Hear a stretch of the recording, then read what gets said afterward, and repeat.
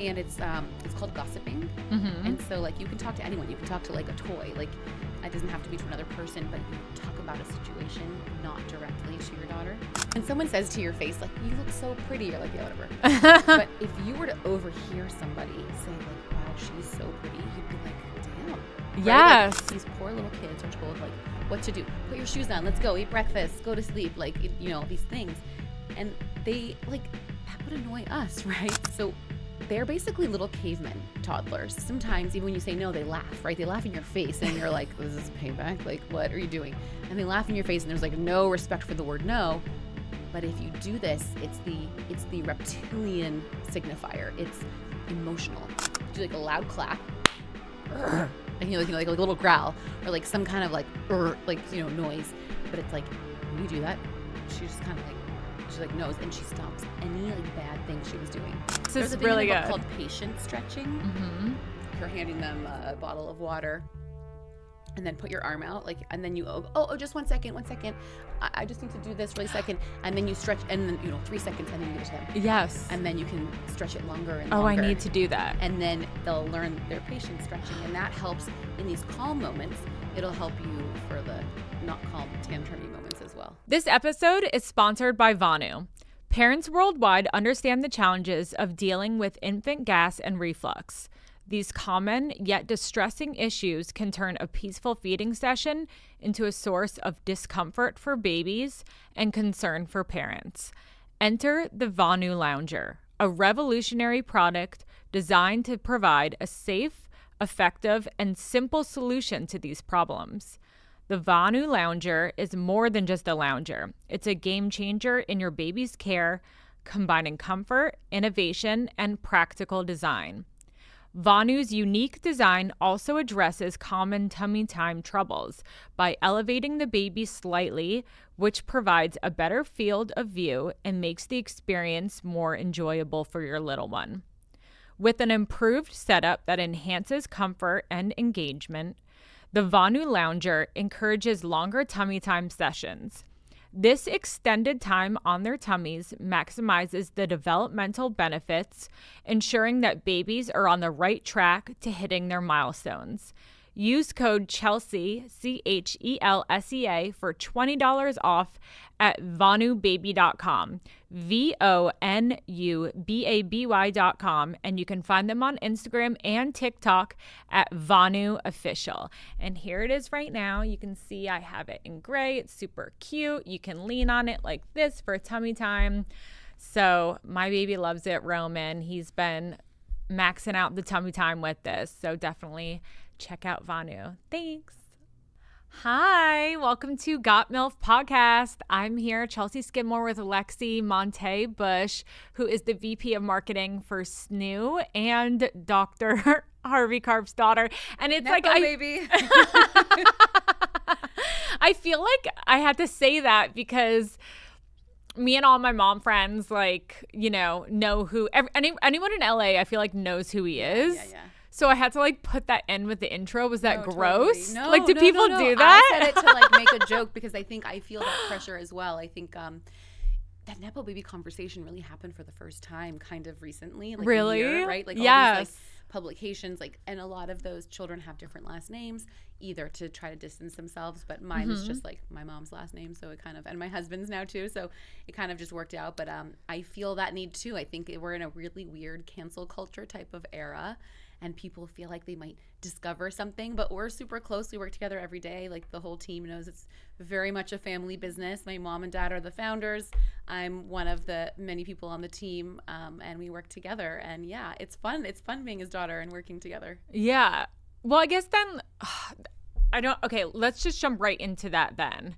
Yeah. And then we'll do some backtracking we'll just because we're there. I'm like wondering where I want to start. So SNOO, tell us about the SNOO, what it is, how it became a family business, and then we can get into like background on what your life was like growing up with like a pediatrician dad and all that fun stuff, and then your experience as a mother. Yeah, absolutely. So SNOO is a responsive by Baby Bassinet. It's a smart sleeper. It's the only smart sleeper. It's the smartest sleeper. It's the safest baby bed ever made, which is a huge, amazing claim to get to make, and we don't take that lightly. Last year, we had this amazing designation by the FDA. It was called a de novo authorization. And what that means is de novo, kind of like from Latin, it's the first on its path. So there's no precedent. Nothing like this has ever existed before. And that authorization was for our ability to keep sleeping babies on their backs. So if you've never seen a SNOO, it's really beautiful, mid-century modern design, walnut. And this is the cozy. And so it plays a really great combination of white noise and motion for your baby, and then it's responsive. So the smart factor comes into the fact that it actually automatically responds to your individual baby's needs. When baby cries, SNOO detects the crying, and then our proprietary algorithm will serve it the best combination of sound and motion. So like I used it for my daughter. Yeah. Now she's almost 3.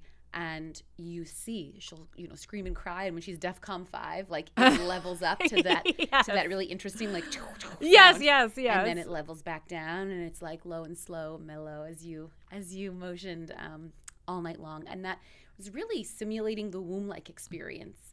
And so providing that environment for them. They come out, they're so young. I mean, I don't want to say like immature, but our babies are really babies. If you look at other animals who are in gestation 12 months, even up to 24 months, like I think whales or elephants, they're in there a long time. But if you've ever seen like a horse or a cow be born, you can Google this. People, it's really wild to see and interesting, especially if you've experienced childbirth. They can stand and walk and eat on day 1. They're ready to go. But our babies are like babies and need our help and support. And so sort of in Harvey's first book, he talks about the idea of the 4th trimester. He really popularized the term. And so the whole concept of SNOO is kind of providing a 4th trimester of that womb-like experience. And I think that's really why the babies love it so much. Yeah, that is so amazing. Wait, so did you say that the sound can change based? Yeah. I didn't know it was personalized. Yeah. Because I've used the SNOO twice now myself. Love it. For my daughter and now my son right now. And I wouldn't have noticed that. Yeah, because I think that like, listen, we're all so tired and groggy anyway. But some of the changes in levels are volume. Other changes are like the actual sound. We engineered the sounds to be, I'll take a quick backtrack. People talk about white noise as like a monolith. But actually now we're all more savvy. And there's like brown noise, pink noise, all these different things. Yes. Yeah. But back in the day, we just called it white noise. And it reminded us of like, this is again going to age me. If anyone has seen an OG television where you would have the black and white static, like the background white noise. So there was only white noise and nobody had really teased it. And so people weren't using white noise back over 23 years ago when my dad's first book came out, The Happiest Baby on the Block. And so he created a CD, also aging us, a CD of a white noise soundtrack, and he engineered that like so that it was medically more calming. So he took out the high-pitched sounds, the tinny sounds, and he added low rumbling sounds, which is essentially why people fall asleep on like trains and planes and in cars. And then why, conversely, every time you have like an alarm clock or a siren, it has to be high-pitched because that gets your alertness levels up. And so then what he did was really play with things like, since you had SNOO, that high level 4 sound, like my daughter was like a magic trick. Like we would be like at a store and I would play it on my phone if she was crying and she'd stop crying immediately. Oh. But I think it's because it's not just like a calming sound. They can't even hear that when they're going ballistic, right? Yeah. And so instead, the higher levels are really to like get their attention so that they stop crying. And then the lower levels like soothe them back down. So that higher pitched sound, like she's like, huh? What? Yeah. So it's really fascinating what he was doing well ahead of his time. So it's really serving, depending on the baby's cry, a different sound at the different levels. And then of course, like in your settings, you can go and customize the sound. I just let SNOO do its thing. I'm like, he was a pediatrician for 40 years. He knew what he was doing. So like, I was a set it and forget it kind of mom. Yeah. I didn't even know there was a weaning function until just recently. Yeah. Yeah. So it's like, it's so cool. There's a lot of customizability if you're that kind of person, but I thought it was like cool. Put her in there from day 1 home from the hospital. Actually, like 170 hospitals have SNOOs in them now. I saw that. That's so wild. Yeah. That's amazing. And I imagine that's like so helpful for like the NICU or just like a large number of babies when you just need them to be like relaxed. Yeah, absolutely. Actually, we did a survey of nurse labor, and having one SNOO in the hospital reduced nurse labor by 4 to 5 hours a day. Wow. One SNOO a day. Because I think, like, I did this too, which is like really embarrassing to admit. I'm really getting raw here. I'm like the Swaddle King's daughter, and when I was in the hospital, you know that like famous hospital blanket? It's like the thick white with the pink and blue stripe. When she would get unswaddled, like it was impossible to put it back. So I was like, beep, beep, SOS. Yes. And I called them. And so I think when you can zip them into SNOO, like that's really helpful. They're able to soothe. They're not spending as much time calming down. Like, and that was really helpful in COVID because they had such bad nurse shortages. But yeah, I just moved back here from New York. 15 years in New York, and I gave birth there. So it'll be interesting for me to give birth here. And the hospital I'm giving birth in here doesn't have SNOOs yet. And so I called our hospital girl, and I was like, you need to get on this hospital because I want them in before I give birth. Because it's so exciting. And, you know, the other thing is, like, I don't want to tell a story of, like, my baby's not special or a genius. It just happens. This is reality. But normally they talk to you about maybe at 8 weeks, baby's rolling and stuff. First day, a few hours old, my daughter rolled over in that plastic bucket hospital Oh, my bed. God. And then I freaked out, and I never slept. And I was already tired from being in labor. So I think that having a SNOO for everyone, not just like in the NICUs or in the higher kind of occupancy areas, but having it in suite with everyone would be like great peace of mind. Totally. That'll be my next project. Yeah, that's what really helped me with the SNOO, like and not to make like a commercial out of it, but just like honestly with like the back part is what really helped me and really like sold me on it, because I had no idea how to swaddle, and I had a bassinet originally, like a normal one, and I was trying to do the blanket swaddle and I could not figure it out for the life of me. And I was like, I needed the SNOO to like have it zipped and strapped down and to feel like I could have the peace of mind. Yeah, it's like Tetris. Like, how are you supposed to do that? 100%. It's impossible. And I don't know if you like did a baby class. My baby was born in COVID, so I had every intention to do it, and then like there weren't any, and we like joined via Zoom. But like I remember for work like practicing on a doll, and like I couldn't even do it then. And imagine now a wiggling baby. Like this is not easy. It's so it makes it so much easier. And then it was interesting because so my daughter was like adjusted very well to it, but my son, he rolled very quickly as well. He rolled at like 1 month, like both ways. So he now is arms out, and it's a different they respond differently to it, like, so I'm like figuring that out, you know. And I have then many tips for you. We'll talk after this. Yes. But no, that's what's so interesting. And then for example, like I took arms out at like I don't remember 3 or 4 months, and then I put them back in later at like 5. I'm starting to put his back in too, because I was like, it was so interesting, like because he rips his pacifier out when his arms are out, and then that wakes him up. So I'm like, no, I'm too tired. I can't believe I'm like going back there, like the pacifier days. I know. We just said bye-bye to our pacifier for sleep last night. She's 2 3/4. No judgment. Please don't judge me. You know, we didn't use it during the day, but we still let her sleep with it. And so like, I was like, we need to like get rid of this before I have a baby. And she starts like taking them out of her mouth and putting them in her own mouth. So that's exactly, my daughter hated pacifiers, and she just takes my son's now and puts it in her mouth all the time. She steals his bottle. She's almost 2.5, and then my son's 5 months. So it's like the similar age. Yeah. I mean, it's wild. Yeah. It's so we did okay. She cried once at 1 a.m. She goes to sleep at like 8:30. It was a little bit of a longer bedtime. She didn't fall asleep till 9 because she was just like, I'm never going to see them again. And then I was like, I'm glad it's dark. I was a little emotional. I didn't think I would care. Like, it's a piece of plastic. Yeah. Like, but it was kind of sad. And like, we're like the biggest environmentalists in our family, but I couldn't really like, it was a quick decision last night. And so I didn't think of something. And we had a balloon at home. So I tied it to the balloon and let it fly away. Oh, that's so cute. And so she was like waving bye-bye, and she was jumping up and down. She was so excited. And then when it was like a speck, like you really couldn't see it anymore, I could see like regret on her face. And then I looked at my husband and I was like, not only am I now like not like going against my environmentalist roots, but also like she's regretting this. Like I should have done something, like, you know, I've seen that's such a cute idea. Or do something else. But I was like, she's gonna just dig it up. Yeah. So. No, the balloon is a really cute image.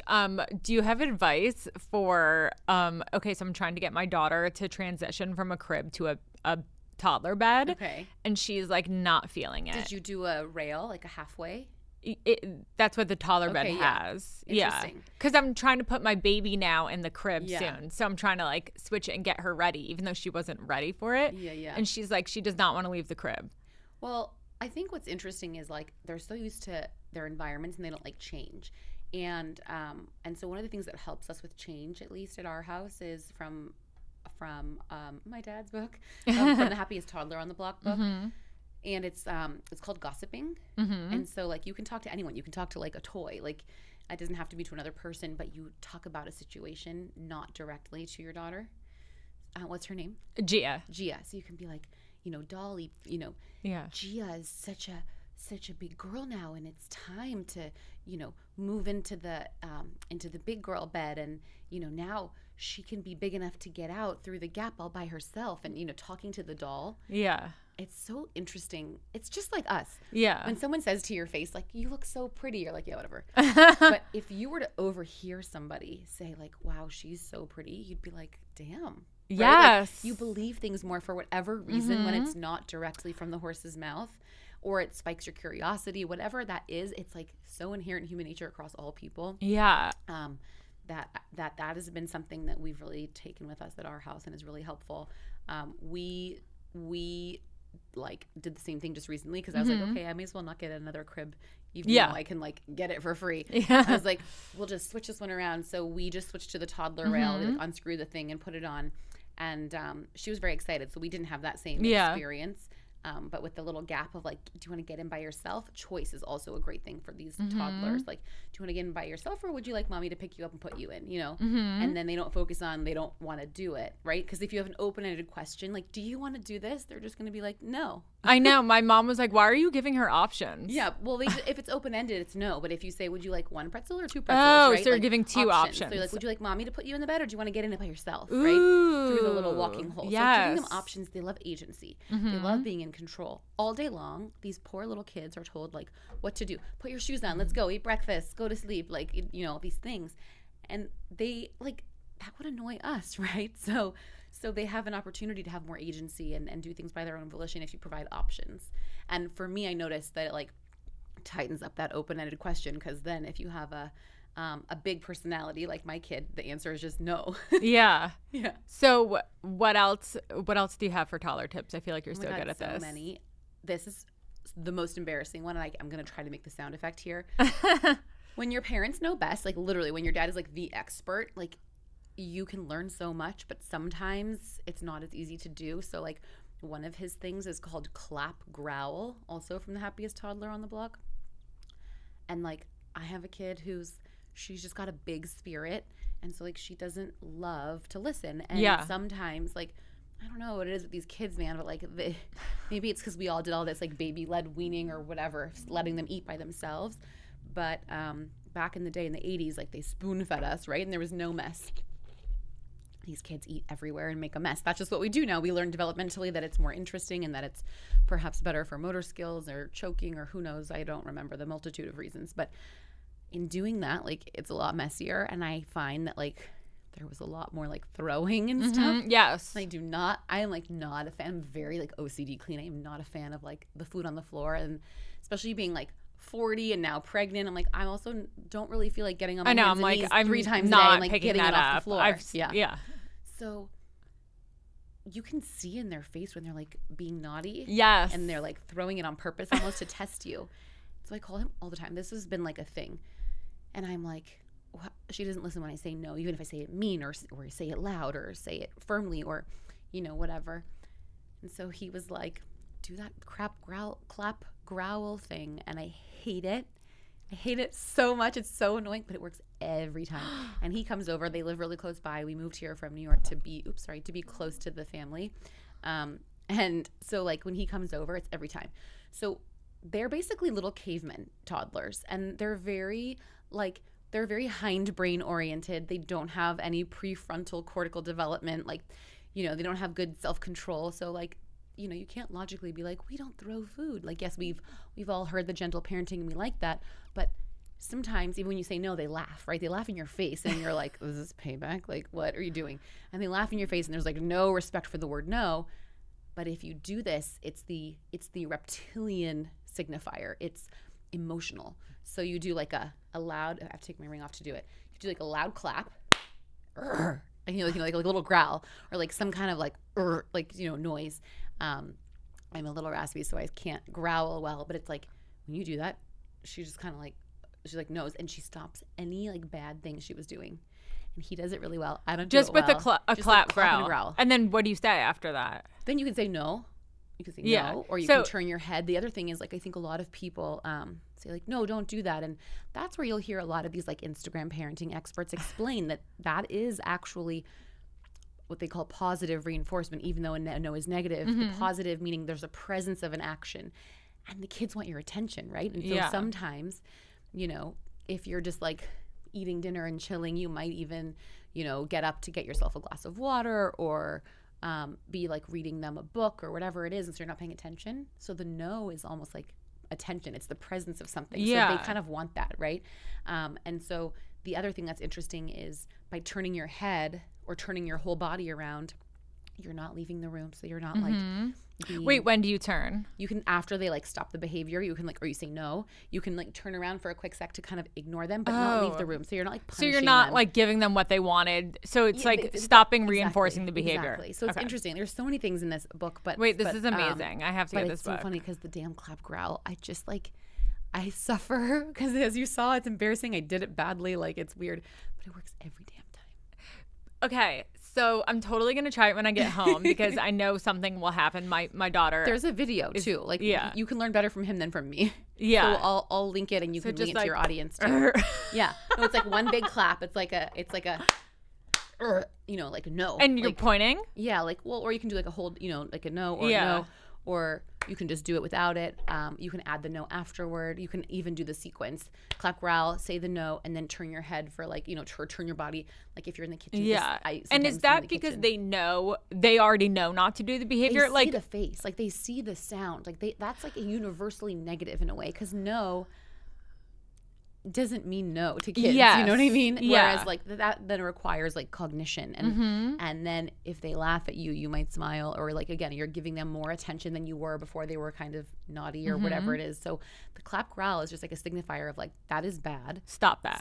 Yeah. And it, like, I don't even know, perhaps my pedestrian distillation of this is like, is it just that they're also like startled? I don't know.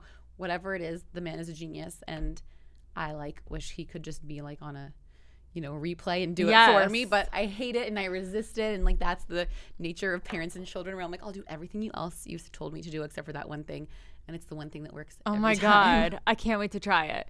Wait, have you learned anything about potty training yet? Are you there? Yeah, we did it. You did already? We did, and it was. I'm trying right now. Great. She doesn't want to sit on it. Well, give her time. Yeah. Don't make it a big deal. That's like my dad's other big thing is like, it's not like, yay, you did it, but it's also not like nothing. It's like a little happy, but like not, a big deal. And if she's not wanting to sit on it, you can take baby steps and get there. Have it always, in the room or in the bathroom. We can sit with it and just sit there and read a book. If you do screen time, you could do screen time on the potty. But I mean, I don't know how everybody else feels. I wouldn't do the rewards because it's like, the sticker, complicated, like chart rewards and things. Yeah, like you could actually, depending on your child, but like I feel like I have the kind of kid who would then like. Well, she just wants the stickers. Is the thing is that I'm like, oh look, like if you sit on the potty, you get a unicorn sticker, and she's like, give me the stickers now. Yeah. So it doesn't work, like she's not into the reward. Well, then there's another thing in the book called this really turned into like a whole toddler thing. But this is really good. Called patient stretching, and that starts with even when they're not wanting something, but just like. You're handing them a bottle of water, and then put your arm out, like, and then you just 1 second. I just need to do this really second, and then you stretch, and then 3 seconds, and then you give it to them. Yes. And then you can stretch it longer and longer. Oh, I need to do that. And then they'll learn their patient stretching, and that helps in these calm moments. It'll help you for the not calm tantrumy moments as well. Yeah, I think I learned that in Mommy and Me, but I totally forgot about it, and that would be so helpful because Gia will ask me, for something over and over again, and I'll be like, give me a second, and then she's just like can't hang on to that and will keep asking me, and then I'm like, be patient, and then I'm like, oh, she doesn't know what that means. Yeah. So well, before that too, there's also like the primary foundation of toddlerese, which is like repeating back to her. Like if she says, give me the pen, and you're like, 1 second, it doesn't sound like you heard her, right? So like, but if you say, you want the pen, you want the pen, you want the pen, and like, especially as she escalates, yes, like, you can then repeat it continuously. So that's a different issue. That's more when she's starting to tantrum for the item because you didn't give it to her right away. But it's a similar Wait, what do you do with that? This is gold. Yeah, no, this is like the crux of toddlerese is this. Again, back to that like brain development. They're basically like little mini cavemen. They're not as evolved as the adults. So like, you know, remember that like Charlie Brown, like, yeah. Like, so if she's screaming like, I want a cookie, I want a cookie, I want a cookie, and you're talking about broccoli, that again doesn't signal that you heard her. And all of us, even adults, want to feel heard. So like my dad does toddlerese to me now at 40, but like obviously the mimicking of the energy and the emotion is different, right? But everybody likes that. Oh, that really sucks. If you said like bad news to somebody, yeah, you want to feel heard. They were like, whatever, like you're offended. Like, did you listen? Did you hear? It's terrible, right? But if they say back to you like, oh, that's really, stinky. That sucks. I'm so sorry that happened to you. Oh, that's awful. If they said the same thing in like flat affect, like robotic, that's terrible, too bad for you. Like, again, you don't get it. It's the emotional reciprocity that you want. We all want that. It's like acknowledgement and being seen. And that's become even a colloquialism. Like, I feel seen, right? Like, yes. Because that's all we want. We're thirsty for that. And so if you say something else, they can't even cognize that like you heard them, you see them. So I think the basic idea is make sure that they hear that you heard their request. Repeat it, short phrases. Again, their energy, you want, you're kind of at like 30%. You're not going to go 100%. Right. And go back. Like if they're on the floor, you're not going to also get on the floor and kick and scream and pound. But if they're doing that, you elevate your emotions and you get down closer to them. You give it back.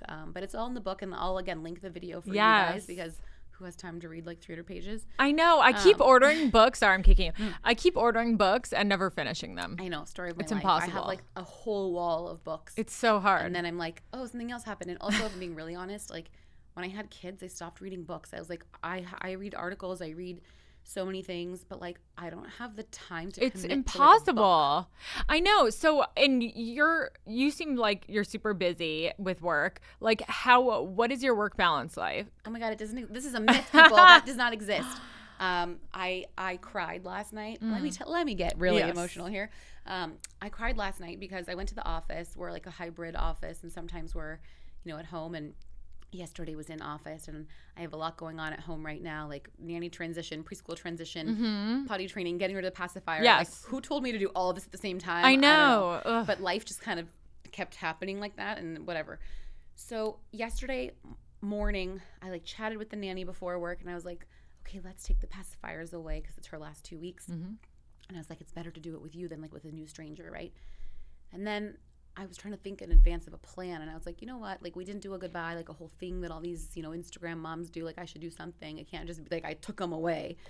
So then I'm like flustered. I leave, and I'm like, forget it. We'll do it on Monday. Like, don't do it. And then I call her later from the office to say something, and I couldn't get a hold of her because she's very present, never has her phone. Amazing. Opposite the nanny? Yeah, my phone is like an appendage on my body. Yes. But I saw like a Nanit alert when I had my phone out to call her, so I click on the Nanit. And they were in the crib. Since we only use them for sleep, they were in the crib collecting the pacifiers. Oh. And she was like, these are for, baby sister's going to need them. And I'm already like, oh no, like competition. Like, don't say that, but whatever. And then, but they're like actively collecting them. And then my husband was working from home yesterday. And she's like, okay, when you have them all, like, because of course, I don't know if you do this, even with your 5-month-old, when he pulls them out, we sleep with like 10 in the bed so that there's always another one in their reach and sleep. And so she's like, give them all to daddy when you're done. And she like excitedly like runs out of the room. And then, my husband later said like she was so happy and gave them to me. And I'm like at work, and I'm like, okay, now I have to do this tonight. And so I'm like stuck late. Of course, like a million deadlines happen, things happen. And the nanny is relieved at 6. And it's now 5:33. I haven't left the office. I haven't bought balloons or anything. And also we have no food for dinner. So I'm like driving home, trying to figure it out. My husband's on calls. He can't pick up. He can't take over for the nanny because he was still in Zooms. And I get to like our local supermarket, and they're like, sorry, no one can help you with the balloons. It's after 6. No. And I'm like, please, my nanny quit. My baby's going to cry. She's been waiting all day. They've been telling her all day, mommy's coming home with balloons. Yeah. And they remember that. Yeah. My daughter Especially, remembers almost 3, everything, and they look forward to everything. They're And I was like, I'd already just had a rough day at work. Plus, in any gap I had, instead of peeing or eating, I was calling new nannies and FaceTiming and it's stuff. Impossible. And then I was like, this can't be it. This can't be it. And so I'm welling up a little with tears and begging the man, and he had zero sympathy. And you're pregnant. Whatever. Yeah, and I'm pregnant. And I'm like, whatever. So I leave and I go to another supermarket, and this time he's still unhelpful, but he's I have to just find someone, whatever. The point is, it was one of those moments where I was can't do enough at work, left work early, at 5:30 instead of, a normal time. And then can't do enough at home, and we finally got a balloon and then put all the pacifiers in a bag and taped the bag shut, and it was too heavy.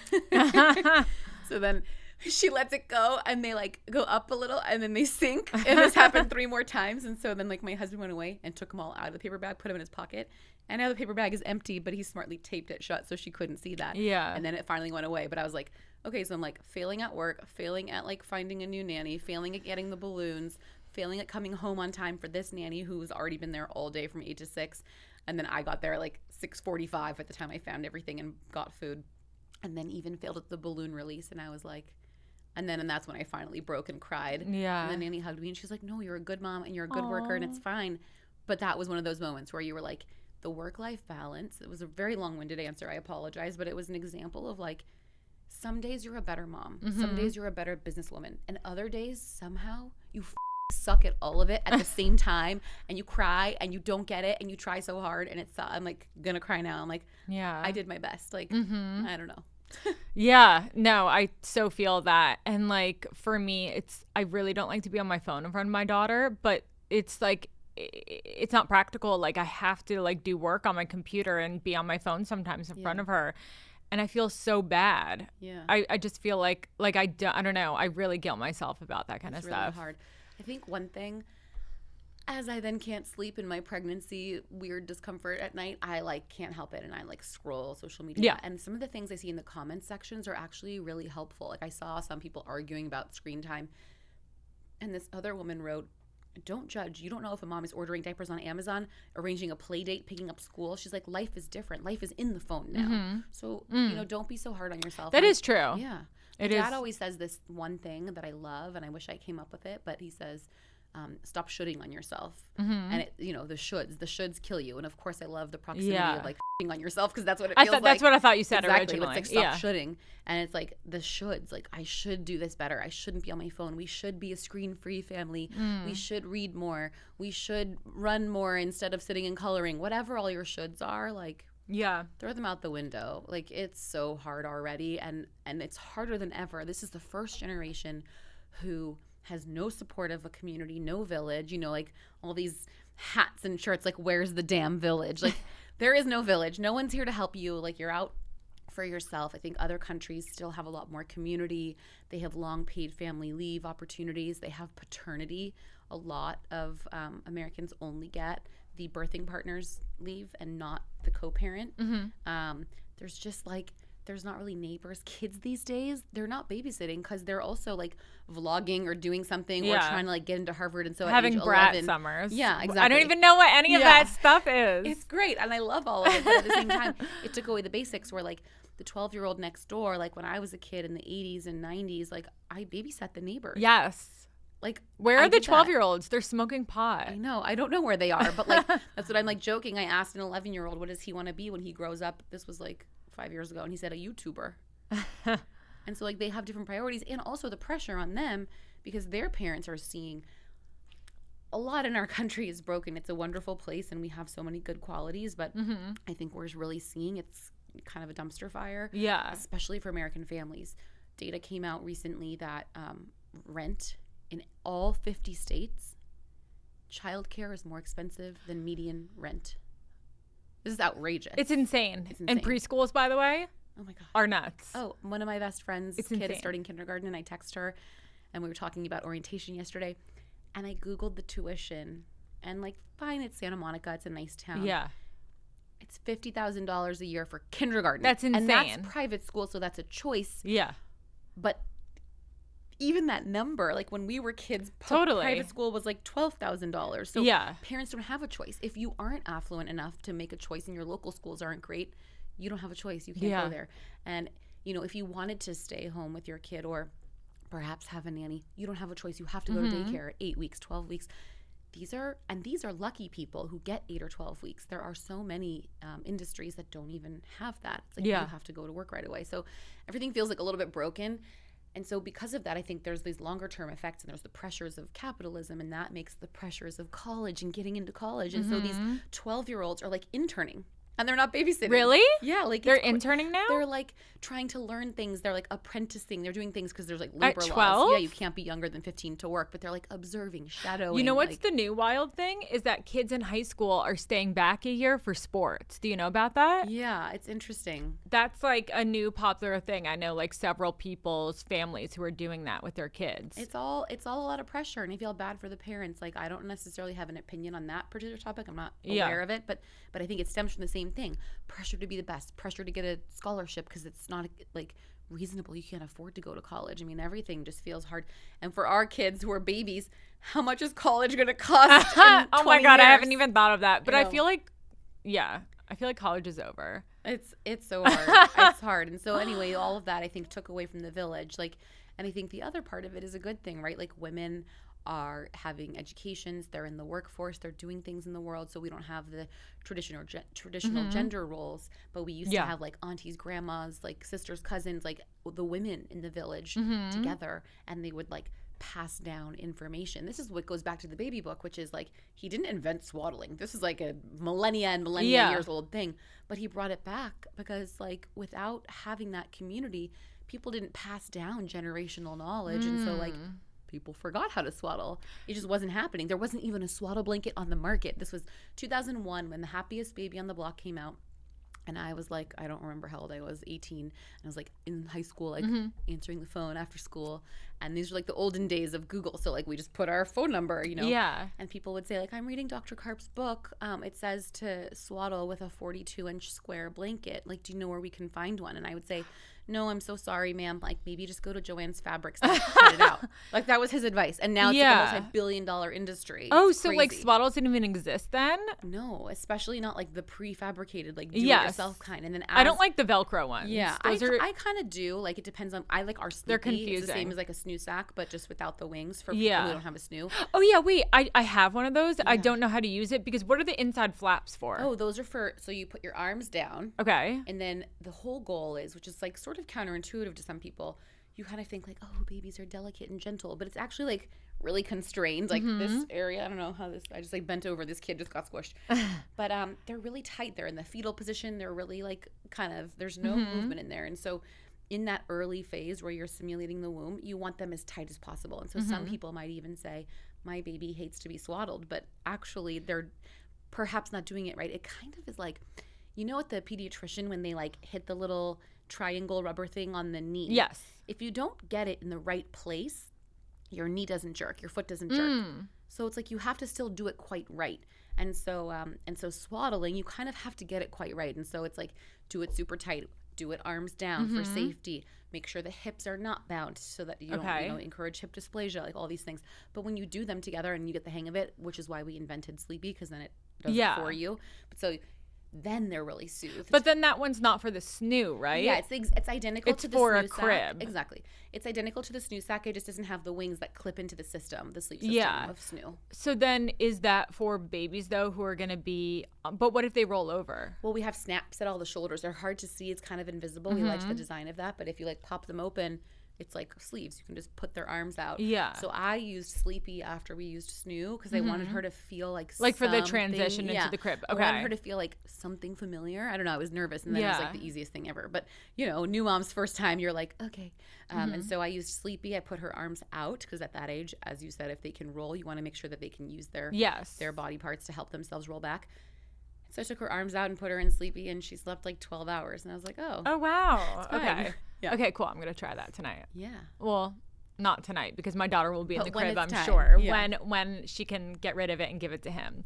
So tell me more about what it was like to grow up with a dad who was a pediatrician and like how that worked. Like, were you able to fake being sick I and couldn't fake being whatever sick. that is? I didn't really want to because I was an only child. So like I was bored and like I wanted to go to school.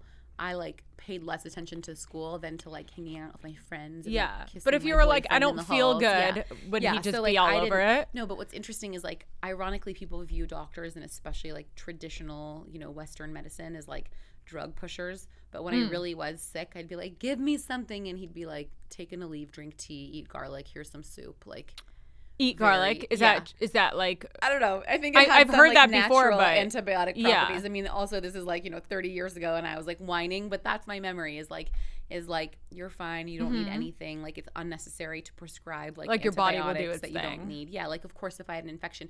And the other thing is, this is also TMI, but I was really prone to like UTIs just biologically since I was little. And so I would be like, oh, can you just prescribe me an antibiotic? Like, especially in college, I'd call home and be like, I need a prescription. And he'd be like, you need to go somewhere and pee in a cup and get the culture and get the appropriate prescription, which I appreciate now, especially as an adult, because I see how many doctors are like, sure, no problem. Here, take this. Yes. Oh, that's interesting. Yeah. So he's like, I didn't fake it, but he probably would have known better. He's very emotionally intelligent. And so he probably would have known better, but he was like very much about like getting through it, you know, the kind of regular traditional ways. And then what about things, okay, so it's so scary when you have a baby and they're sick, and especially when they have like a fever or something. I've seen things online about like putting like vinegar on feet. Like, do you know any like weird things like that? I haven't heard of that, but I have heard such great things about that. Do you remember like a few years ago where it was like all over the place, where everybody who was sick was like cutting an onion in half and like putting it in the bedroom? No, I saw limes for sleeping. Yeah, but I'm curious if you learned any weird tips like that from him that you wouldn't think of. There's some interesting stuff. I mean, there is stuff that's like obvious, like for whatever reason, even doctors who are more medical practitioners, like, you know, suggest the cabbage leaf for mastitis and other stuff. So like, I don't know why, but that's certainly like something really alternative. But yeah, like having a doctor for a dad is really interesting because I just felt like I was a doctor. Like I would listen. He drove me to school every day. Yeah. I went to school really young, the opposite of what you're saying with these kids staying back. So I was still 16, senior year of high school. What? I know. Wait, how does that make sense? Because you're young for your grade? I just started really young for my grade. Okay. And then I turned 17 like halfway through. So it wasn't like, you know. I was 17. Are you in October? Like November. So okay. Later, yeah. But so like he still drove me to school every day, and his practice was like a few blocks from school.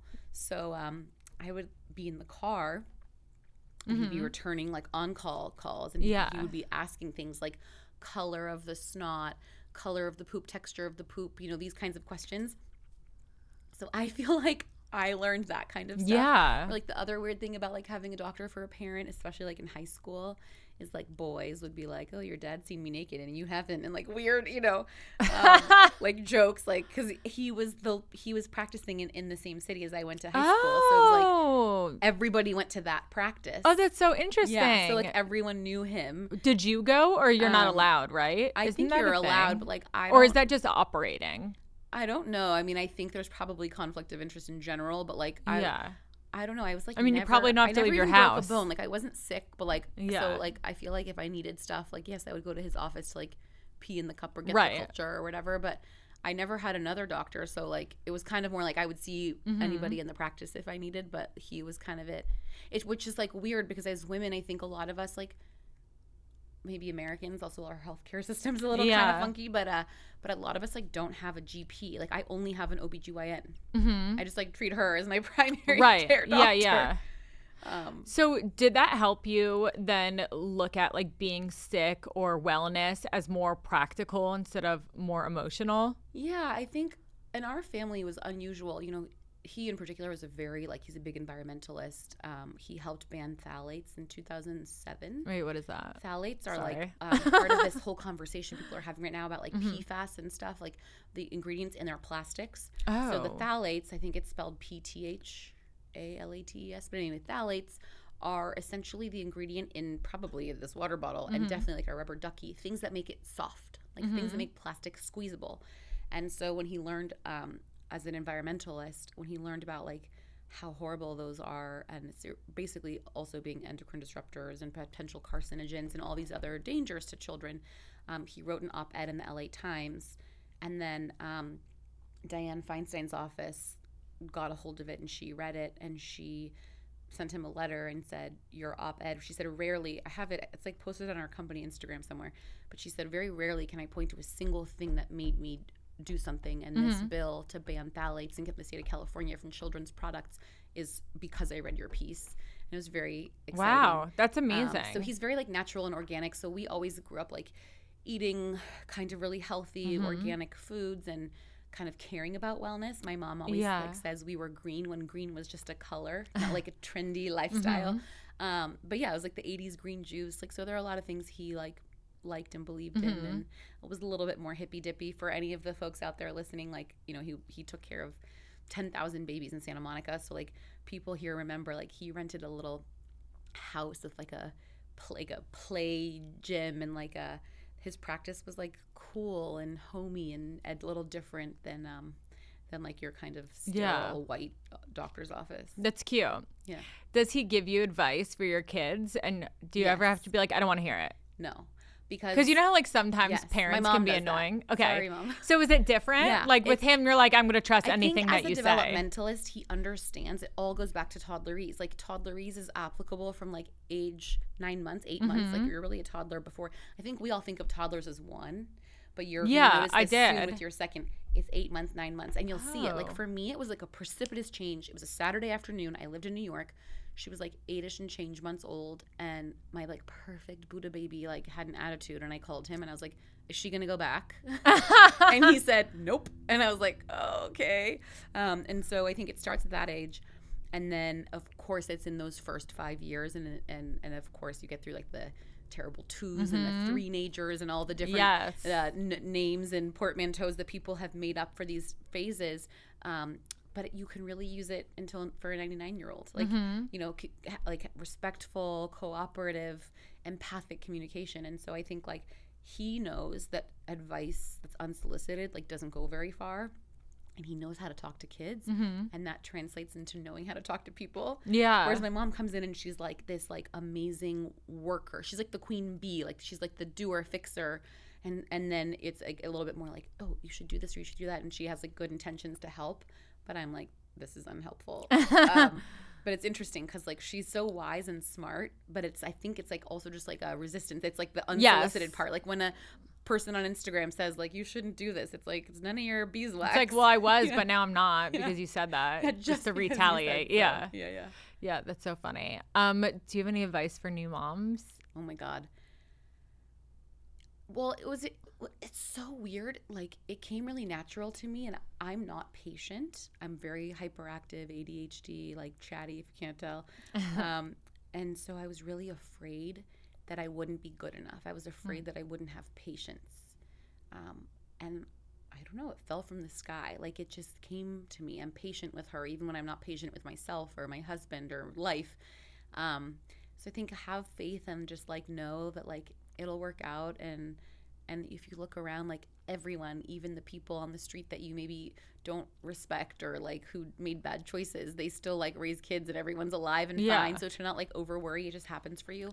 And the other thing is another thing I stole from my dad's book, which is there was like a thing if you could distill kind of one piece of advice into like a bumper sticker for all new parents. He said it would say, be flexible or die. And I know that's like dramatic sounding, but it's so true. Yeah. And so if you're like one of those really rigid people who like needs your schedule and has your life exactly the way it is, like prepare yourself more. Like nothing goes the way you planned. Yeah, you really need to manage your expectations and let go. Yeah, 100%. Yeah. Put your shoes on. Like, you know. Everything is going to take everything so much longer. Yeah, my husband doesn't realize that. I need to talk to him more about that. It's hard. And it's not like they're tantruming or doing anything bad. It's like, oh, I need these shoes, and like I'm going to do it myself. I got it. And like, you know, and so I think that being flexible thing was good advice for me, which I'm still learning. Yeah. Well, thank you so much, Lexi. This has been so fun having you on and so much gold. I love it. Tell us what this is, and we want to do a little giveaway. Oh my God, I love this thing. Can I do a fast unboxing? Yes. If I'm fast enough. I don't have good nails. So SNOO, after SNOO, people started loving our white noise. Even before, that's like we had this CD back in the day when the book came out 23 years ago. And so we invented a white noise machine. And then what else was really cool that plays all the SNOO sounds and also has like lullabies and things. But what else was really cool is, especially at the time where this came out a few years ago, not even the fancy brands on the market were rechargeable. So you'd always have to have it plugged in, which was so annoying. So this pops onto the cradle to charge, and then you can take it on the go. And the battery life is really good. But my favorite thing, yours is brand new, so I can't show you here. But what it does is something else besides the lullabies and the white noise called magic breathing. Ooh. So the top part of the cloud, it has light for a night light, which, again, being someone like into the baby stuff, I was like blackout curtains, blackout circadian rhythm. Yeah. And then we had a weird moment where she was like maybe 20 months or something. She started waking up like a newborn, like 3 times a night. And I like didn't bother. I didn't bother to ask my dad because I don't know why I didn't. And then like a few weeks later, I was like, I'm so tired. What the fuck? And he goes, do you have a nightlight? And I was like, no. Blackout curtain, circadian rhythm, sleep. And he goes, she's old enough. She probably wants some comfort and doesn't want to be so disoriented at night. Turn on a nightlight. The first night I turned on the Snoopy, she slept the whole night. And I was like, I should have asked him weeks ago. So you just put the light on? So yeah, like when it's this, since it's brand new, it's not charged yet, but so the top is a light and it's like dimmable, so I can keep it really dim. Yeah. And this little slider makes like different colors. So like you want like a really warm, like a glowing amber orange-ish type of light for sleep, whereas like blue lights are more awake. Yeah. And so with those colors, you can sync it with your app, with your Happiest Baby app, to like set what they call ready to wake. So you can be like, oh, if the Snoopy is green, you can get out of bed. But if Snoopy is red, you have to go back to sleep. But if Snoopy is pink, you can wake up, but you can't, get out of bed yet or whatever. But the thing I like the most, that for me is the biggest differentiator, is what we call magic breathing. And it's my dad teaching mindful breathing to toddlers in the machine. So there's 2 different speeds. So it goes, so they can follow the sound of inhale and exhale. And with that, the light dims and brightens. So they're visually and auditorily following the cues. And so have you ever like told someone who's crying to like take a deep breath? Yeah. Like, not the best moment, but if you can teach the kids to like learn this breathing when they're not upset, that's amazing. Then you can just like hand it to them, or even just say like, okay, breathe like Snoopy. And like my daughter now goes like in her cute, like I heard her last night when we took the pacifiers away. She woke up and she goes, I'm never gonna see them again. And then I heard her try to go and like calm herself down, and it was like the most heartbreaking but amazing thing. Yes, I love that. Yeah, so this is why I love this little guy. I'm obsessed with him. Okay, so follow Happiest Baby and GOT MILF Podcast to qualify, and then on the post for this, write in the comments, tag your name, and then I will pick someone for the giveaway. We're gonna give it away. Yes. Oh, sorry, I opened it. You can that's fine. Think it was done with love. I actually have another one at home. Perfect. That hasn't been boxed, so I can give them that one. Great. Do you want to shout out any socials or tell us? Just at happiest_baby. So easy to find: Instagram, TikTok, etc. And then happiestbaby.com is our website, and we have thousands, like all that information I gave you. There's so many blog posts, and they're all free. The information, like my friends have come to me. I have a friend who said like, my daughter's 15 months old and has not grown a tooth yet, but I'm not worried because Happiest Baby blog said it was okay. Yeah. Or like, that's so good to know. Or like baby constipation. So it's not just about like SNOO and sleep. It's about anything you could want. And can you like search for okay, amazing. Oh, I love that. That's perfect. Yay. Thank you so much, Lexi. I really appreciate it. This was so fun. Okay. Thanks for listening. Bye. Bye.